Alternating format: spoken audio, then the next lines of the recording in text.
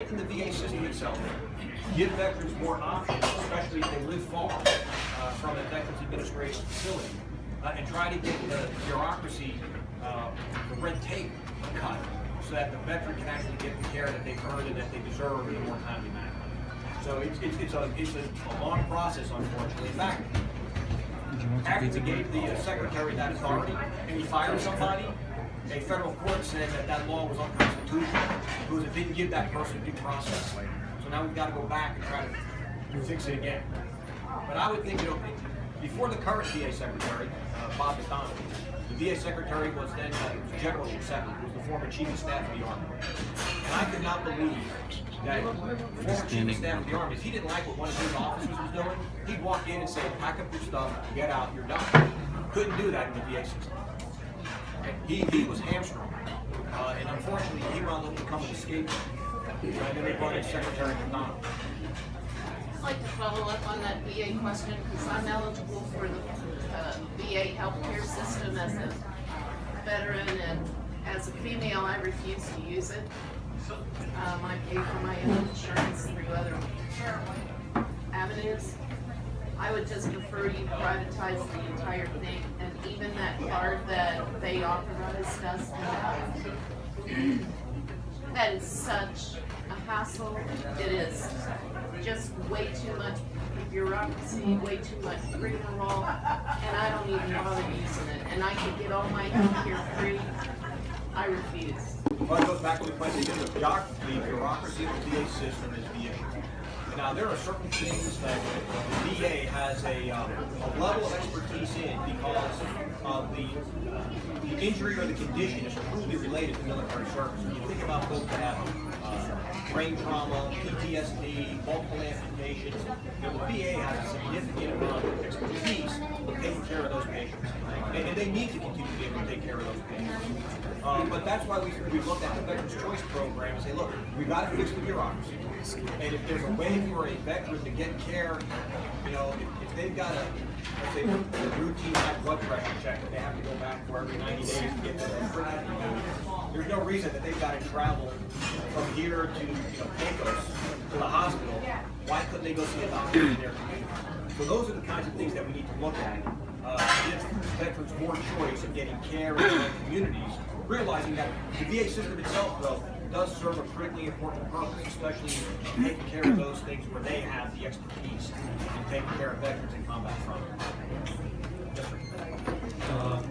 There's several plans in Congress that are posted around about tax reform. The question is, what do you think the chances of us actually doing some? And some of the plans call for shifting from taxing production to taxing consumption, like Ted Cruz's business consumption tax. What do you feel about shifting away from taxing production and taxing more consumption? So consumers pay all the taxes anyway.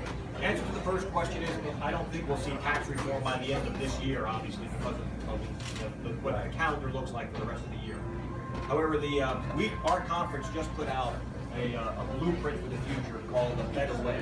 And you can go to the website, betterway.speaker.gop. And in that, we actually talk about our plans for tax reform. Okay, so it lays it out. And there have been proposals put out by the Ways and Means Committee about how we would look at trying to revise overall tax structure. So, corporate tax, I think part of it is we have the lowest corporate tax. That goes without saying. We have the highest corporate tax in the world. When people want to talk about offshoring jobs, and people are moving jobs overseas because the tax structure. We need to move to a territorial tax system. So the money is taxed where it's produced, not taxed when it comes to tax. Right? We have over $2 trillion in American money sitting overseas that companies won't bring back because they've already paid taxes on it where they generated it. They have to pay taxes on it. Okay? Think about what that $2 trillion will do to our economy if we're able to put it back into our economy. So there's issues related to corporate tax. But then we also have to do personal tax. Remember, the vast majority of small businesses are passed through. They're LLCs, they're S-corps, who actually pay their taxes based on their personal returns. And the small businesses, like Bella Pizza, are the economic engine that drive our community. So we have to look at personal tax reform. Yeah, we'll follow up, Tom. On the Better Way website, is that pretty much, is that Ryan's plan? Because I have to like Ryan's plan. It is, so we came together in a ground up way, where members went out and met with their constituents, found out what their concerns and issues are, went back, and then we formed task forces. One on healthcare, one on taxes, one on small businesses. I work on the healthcare. And then we hashed out a blueprint for where we would like to go in the future to address these issues that raise communities. So I heard you speak at the assembly to people saying that you talked about technology being the future for that particular drone program. There's some recent developments, and I think maybe that's 67 when I was just close to the Atomic Energy Commission. I only glow at night a little bit. But with the nuclear program here, do I have to worry about starting to glow again? I don't think so. I think, look, I don't support the idea of long-term nuclear waste storage in a holding ground. That's a 20th century solution. We need to be looking at a 21st century way to address spent nuclear fuel, and I don't believe that includes long-term storage underground. But I do think we need to look at how we can make Yucca Mountain into something that provides economic benefit to this state. So that's my position on that. Yes, sir. I'd like to know if you support the nominee, the Republican nominee. I do. And you feel okay about his stance against Muslims and immigrants and the wall and all of that? Well, I look at who the alternative is. It's somebody who lied to the family of 4 heroes who died in Benghazi. It's somebody who was under criminal investigation, who mishandled classified information, set up a private email server for her convenience, put classified information at risk, who was seen by the vast majority of Americans as being untrustworthy. Yeah, but that doesn't answer the question. That doesn't answer the question. Doesn't answer the question about the wall. I mean, you don't like Clinton, that's fine. I don't like her either.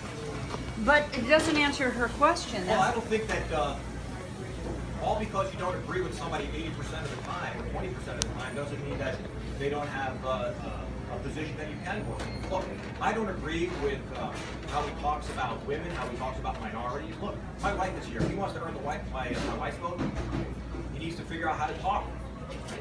Well, I mean, that is kind of a good thing for the president to be able to talk. I mean, I'm sorry, Clinton's no good either, but neither Trump. I mean, how can you support that guy, Joe? Well, because I can't support Hillary Clinton. Isn't there anybody else? We can move on. Not me. I don't.